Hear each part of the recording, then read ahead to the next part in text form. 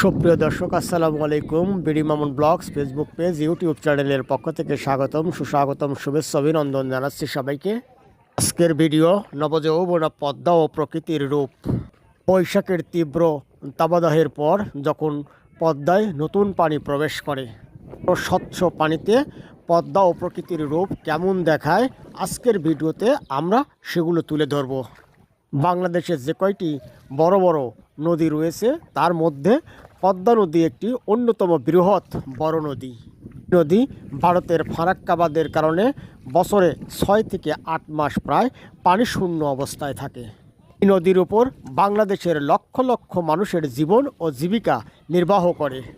নদীর স্বাভাবিক পানি প্রবাহের উপর নির্ভর করে চারিপাশের পরিবেশ, আর অন্যতম হলো কৃষি এবং প্রাণী সম্পদ।